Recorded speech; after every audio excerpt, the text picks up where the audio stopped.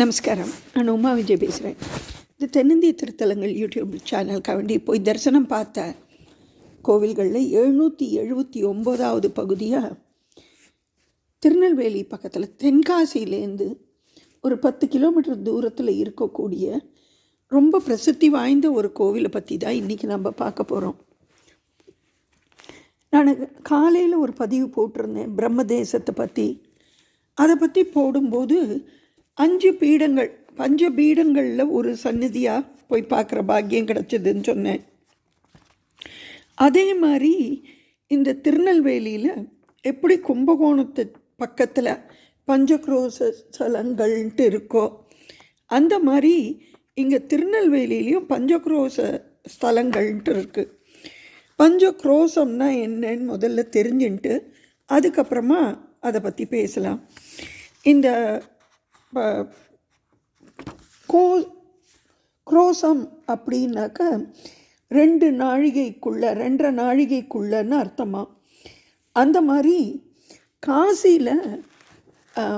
காசியை சுற்றி வர 5 ஸ்தலங்கள் 2.5 நாழிகைக்குள்ளே போகக்கூடிய ஸ்தலங்களாக இருக்குது. அந்த பஞ்சக்ரோச ஸ்தலங்கள் மாதிரி கும்பகோணத்துலேயும் பஞ்சக்ரோச ஸ்தலங்கள் இருக்குது. அப்படி இங்கே காசிக்கு சமமான ஸ்தலங்களாக இந்த திருநெல்வேலி தென்காசி மாவட்டத்தில் இருக்கக்கூடியது. இந்த தென்காசியை சுற்றி வர இருக்கக்கூடியது சிவசைலம், சிவசைலத்தில் சிவசைலப்பர், அதுக்கப்புறமா கடையம் வில்வவனநாதர், திருப்புடை மருதூர், நாரம்பூநாதர், பாபநாசர், பாபநாசத்தில் அப்புறம் ஆழ்வார்குறிச்சி அப்படின்ட்டு. இதில் இந்த திருப்புடை மருதூருக்கு பதிலாக பாப்பான்குளம் அப்படிங்கிறதையும், கடையத்துக்கு பதிலாக திருவாலீஸ்வரம் அப்படிங்கிறதையும் சொல்கிற பழக்கமும் இருக்குது இந்த பகுதியில். இந்த பஞ்சக்ரோச ஸ்தலங்களில் ஒன்றான ஆழ்வார்குறிச்சி கோவிலை பற்றி தான் இன்றைக்கி நம்ம பார்க்க போகிறோம். நாங்கள் இந்த கோவிலுக்கு போனபோது இந்த கோவிலில் கட்டுமான வேலைகள்லாம் நடந்துட்டு இருந்தது.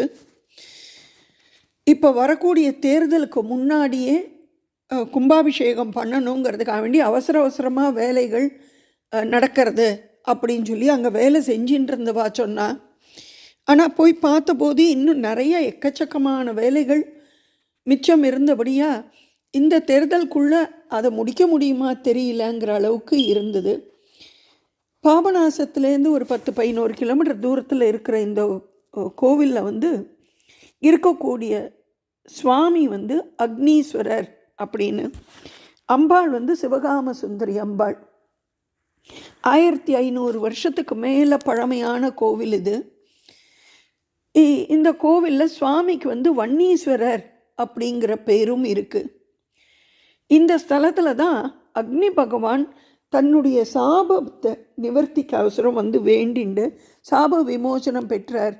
அப்படி அக்னி பகவானால் பூஜிக்கப்பட்ட ஸ்தலங்கிற ஈசன்கிறபடியாக அக்னீஸ்வரர் அப்படிங்கிறதும் இந்த கோவிலில் உள்ள நுழையும் போதே இடது பக்கத்தில் பெருசாக இருந்த கோவிலோட வரலாறு, அதுக்கப்புறமா இந்த கோவிலை யார் யாரெல்லாம் கட்டினாங்கிற விவரங்கள் அறிஞ்ச அந்த பலகை பெயர்களோடு இருந்தது.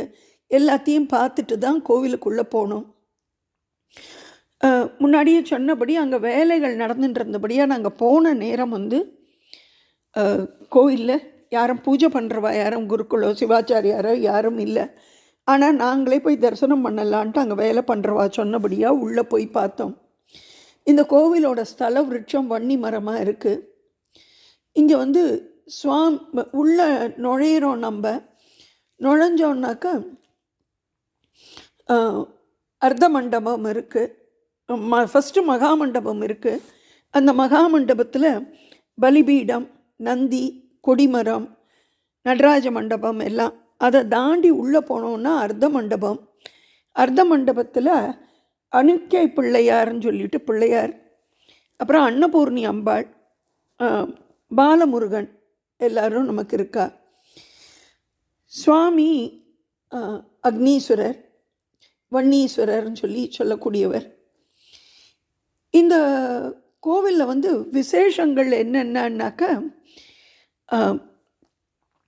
சுவாமியோருக்கு முன்னாடி இருக்கக்கூடிய மண்டபத்தில் மேலே பார்த்தேன்னாக்க இந்த நவக்கிரகங்கள் யந்திரமாக பதிக்கப்பட்டிருக்கிறத பார்க்க முடிகிறது. எந்திர ரூபத்தில் புடைப்பு சிற்பமாக சுவாமி சன்னதிக்கு முன்னாடி இருக்கிற மண்டபத்தோட மேல் கூரையில் இருக்குது. இந்த மாதிரி சுசீந்திரம் போயிருந்தபோது சுசீந்திரத்தில் இப்படி புடைப்பு சிற்பமாக யந்திரமாக நவகிரகங்கள் இருக்கிறத பார்க்க முடிஞ்சது. இங்கே தனியாக நவகிரகங்களுக்குன்னு சன்னதி கிடையாது. ஆனால் நவகிரகங்கள் யந்திர ரூபத்தில் இங்கே நமக்கு அருள்பாலிச்சுருக்கா. இந்த கோவிலுக்கு வெளியில் கொஞ்சம் தூரத்தில் அக்னி தீர்த்தம்ங்கிறது இருக்குது. இந்த கோவிலில் இன்னும் ஒரு இது என்னன்னாக்கா, ஒரு தூணில் ஒரு அம்பாள் ஒருத்தி, அந்த அம்பாள் புள்ளத்தாச்சியாக, அதாவது கர்ப்பிணியாக இருக்கா. அந்த அம்பாளுக்கு பூ பழங்கள் சாத்தி புடவை கட்டி வேண்டின்ட்டு போனாக்க சுகப்பிரசவம் ஆறது அப்படின்னு சொல்லும்போது, திருக்கர்காவூர் அப்படின்னு சொல்லி கும்பகோணம் பக்கத்தில் இருக்கிற கோவிலையும் கர்ப்பரட்சாம்பிகையாக அம்பாள் இருக்கா. அதே கர்ப்பரட்சாம்பிகையாக இந்த இடத்துல வயிற்றுல பிள்ளையோட இந்த அம்பாளோட அந்த தூணில் இருக்கிறத பார்க்க முடிஞ்சது. அதுக்கு யாரோ அப்போ தான் ஒரு புடவை கட்டிட்டு சின்ன புஷ்ப மாலையை போட்டுட்டு போயிருந்ததையும் பார்க்க முடிஞ்சது. இந்த ஸ்தலம் சித்தர்கள் வழிபட்ட ஸ்தலம். மனசு நிம்மதியாக இருக்கணும்னா இந்த ஸ்தலத்தில் வேண்டிக்கலாம். சித்தர் வழிபாடு செய்யறதுக்கு ஏற்ற ஸ்தலம் சொல்லப்படுறது. அதுக்கு காரணம் என்னன்னாக்க, இங்கே நம்மளால் சித்தர், கருவூரார் சித்தர், அவர்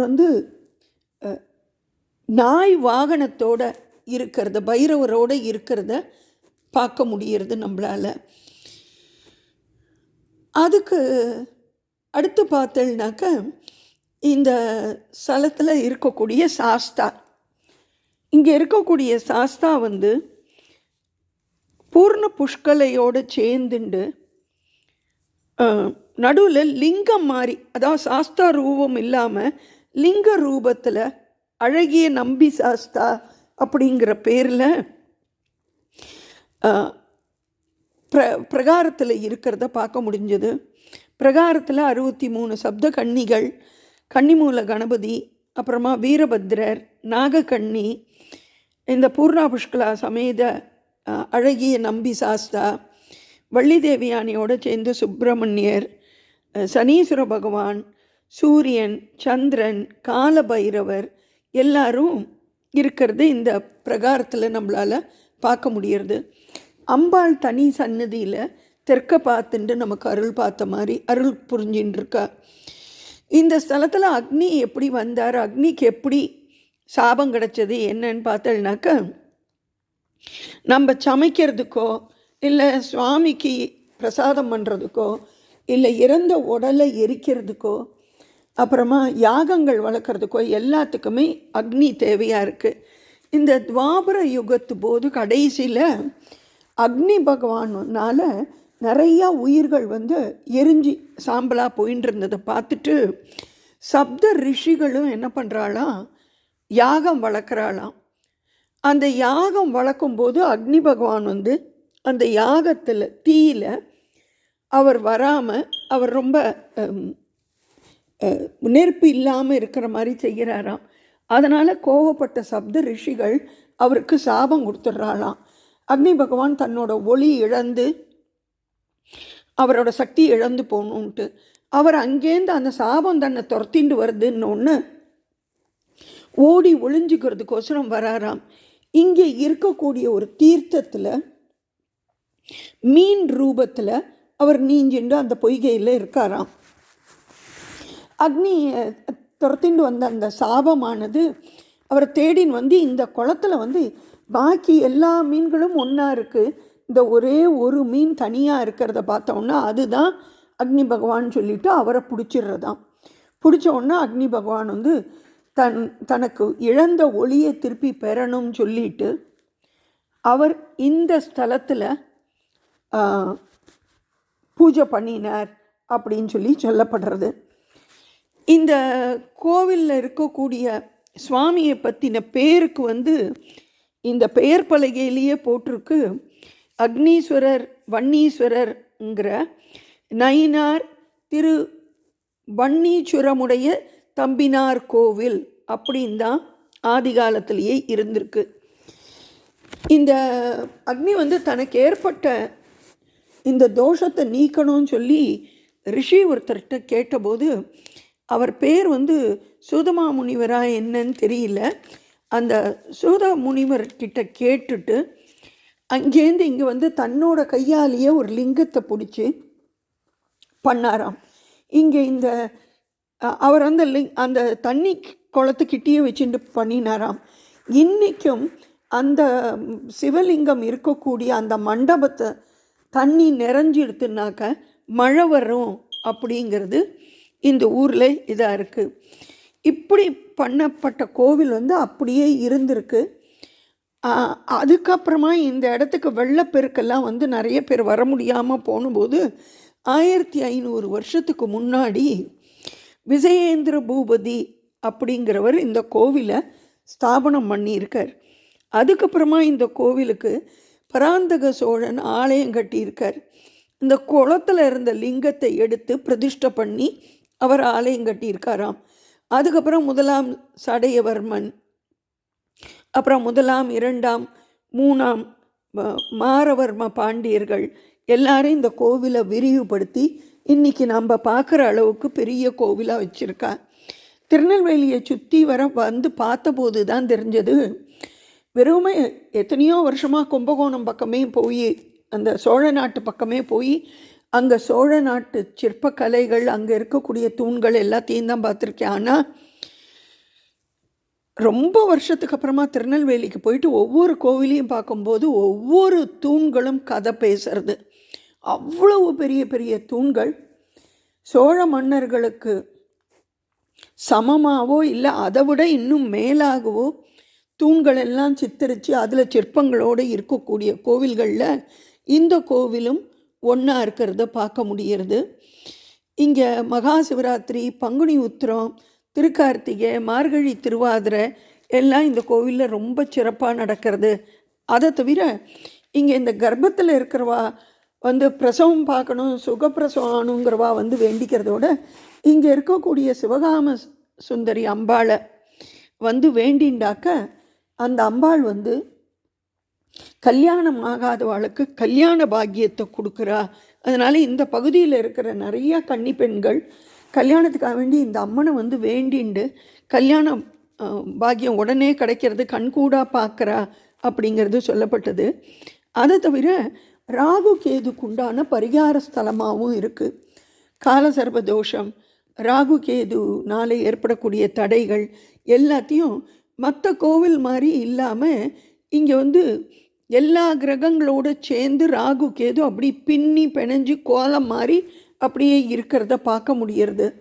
அதில் 2 பக்கமும் 2 பேர் பாம்பாட்டி மாதிரி மகுடி ஊதிண்டு இருக்கிற சிற்பமும் இந்த ஸ்தலத்தில் இருக்கிறத வித்தியாசமாக இருந்ததாக பார்க்க முடிஞ்சது.